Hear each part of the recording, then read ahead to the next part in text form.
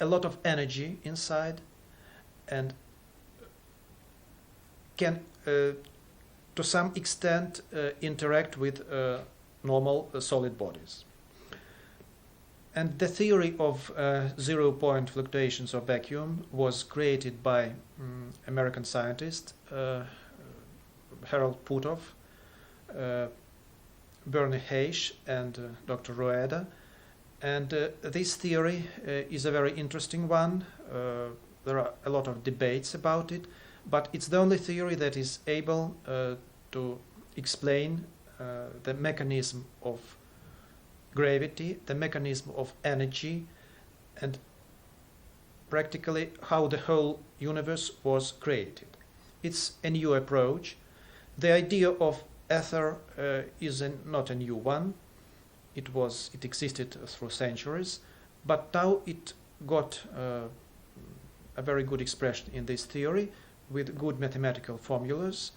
And in my work I try to use this theory. So I'm very grateful to Harold Puthoff, and I'm also grateful to Jack Sarfati, who is a kind of his opponent in the scientific world, but with different approaches to the same subjects, we can have really the solution of the problem.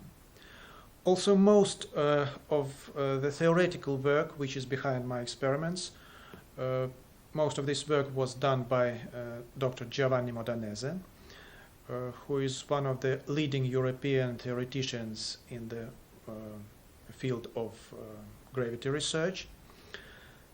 And it's enough to say that he made his PhD in Germany, and his research was in the field of general relativity and special relativity of Einstein. So we don't break any laws when we're working with superconductors or experimental gravity installations.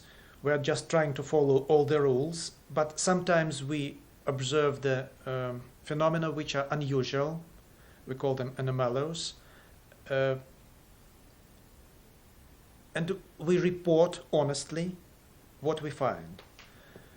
And we would like, of course, to attract the attention of the scientific world to all these problems, and to organize a deeper research in this field, because it will definitely improve our understanding of the universe, of the creation process, of the gravity forces or gravity field, and it will allow us to use all this mechanism for the benefits of humanity. And of course you mentioned it, if the disk spins faster, I guess you get more of a field around it. If you were to say have a disk made of that material, and if it were possible to spin it, would you, I'm trying to figure out how to phrase this, and if you were to say spin it, I'll use just say 6,000 RPMs, disk, maybe say 3 feet, would it actually be able to levitate more objects or more weight, or is it something else at work here? Well, first of all, if we rotate such big disk at terrible speeds, it will fall apart because the materials can't stand this load. But to be absolutely honest, now after 12 or 15 already years of research in this field, we came to a conclusion that it is not necessary to use superconducting materials in order to modify the gravity field. We can use rotating magnetic fields, and we can turn to normal conductors, which is much easier, and this method has a lot of advantages. So we use superconductors just as model materials because we can put different magnetic fields inside, and we can freeze magnetic fields inside the material. So this is just the unique properties of the superconductors that we used. So it's possible still to base the research on superconductors, but we can go further. And in order to create flying vehicles or impulse gravity generators, we can use normal materials. I was reading something about NASA. They've got an experiment that they evidently released, I guess weeks ago. They haven't released it, or somehow it got into on the internet that I read about it. But they have something that's 20 inches wide by 48 inches tall, and I guess it's like a tube from the description of it. If you were to stack those discs, would you get more power? Say able to. I guess what I'm trying to get at is, could you lift heavy objects like, I don't know, bricks or, you know? Well, if we put one disc over another, and they can't be put just like this, we use different cryostats, and we can rotate the disc even in opposite directions. Yes, there is some gain in the weight loss, so it's possible. The experiments that were made in NASA, according to my knowledge, they used the principles that I published in Physica C in 1992. Then we modified the experiment and used bigger disks. So I consulted people from Marshall Space Flight Center on this topic, and they got some unusual results. But unfortunately, the whole project, which was called Breakthrough Propulsion System, it lost practically all the funding, and the research was stopped at the final point. They made a cryostat, they made the disks very close to the requirements that we supplied, and we were ready for the tests, but the program was stopped, unfortunately. And that is quite understandable, because this research is entirely new, and by the way, it doesn't require much money. And usual approach to gravity problems, to rockets, to shuttle programs, all these things take lots of money, and that also means that a lot of people are involved. They have working places, and the companies gets millions from this. But finally, what we get as a result is a shuttle, which is not a reliable construction at all. And it was good for the 20th century, but it is not good for the 21st. We have better proposals, we have cheaper variants, and we have more efficient solutions for the exploration of space. So I was always hoping to be able to organize the Institute for the Gravity Research based on the best physicists of the world.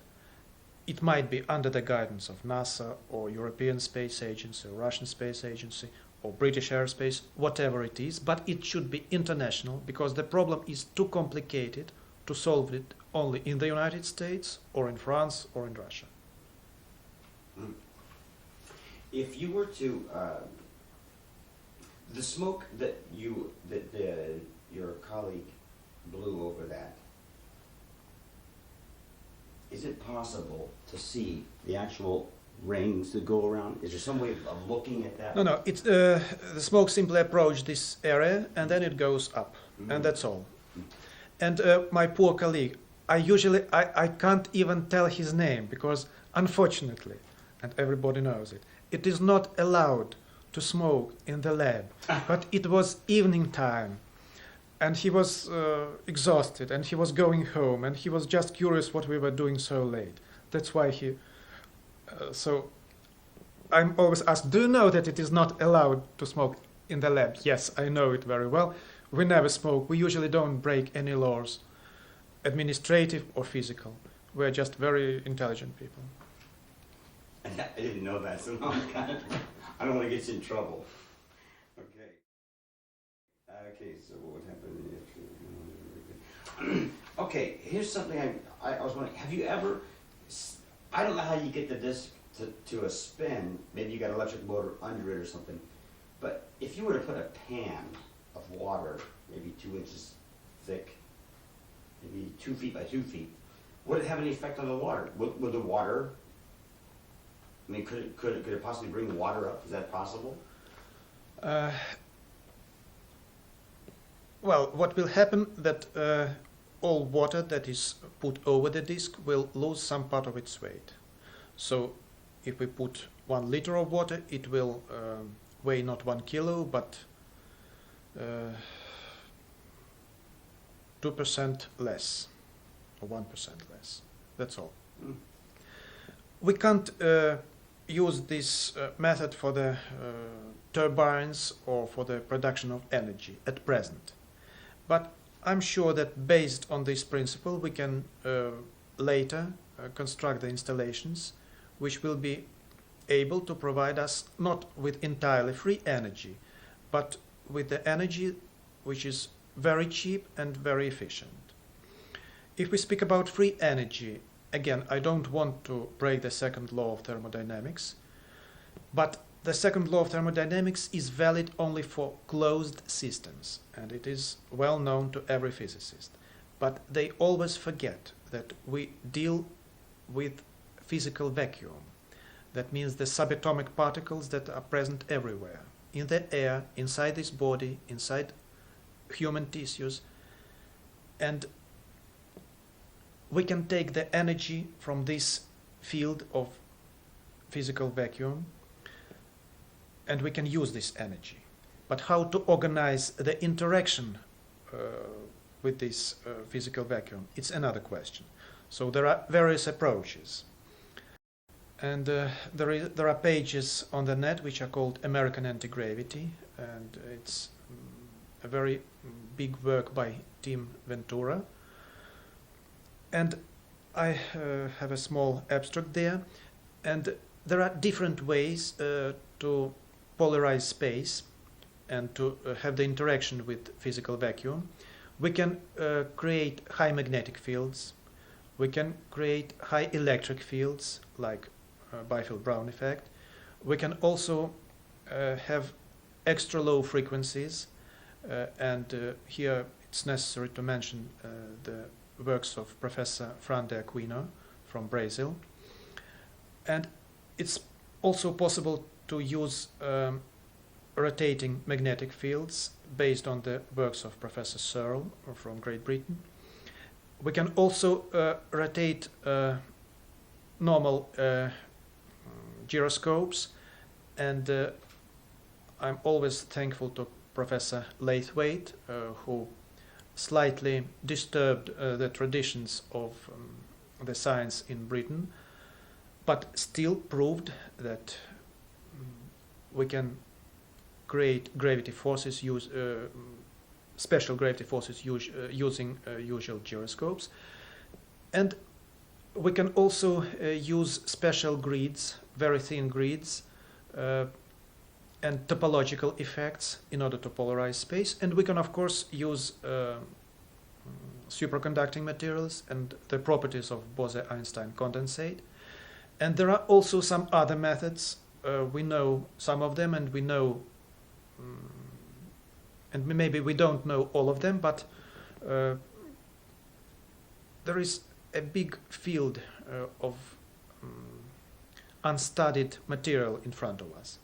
But we can also use the combination of all these methods, and this will definitely give the best results. So we're slowly moving in these directions, using the knowledge of different scientists from other countries, using theoretical material that exists in this area, but also using intuition, because we're pioneering this work, and this task is extremely difficult, because modern science, it's like whole inquisition. We can't say we invented or we made anti-gravity. By the way, we never use the term anti-gravity in our laboratory. We use gravity forces which can be attractive and which can be also repulsive. And by the way, if superconducting material can demonstrate both repulsive and attractive forces. For example, if we have a superconductor and we have a magnet, and we put the magnet over the superconductor and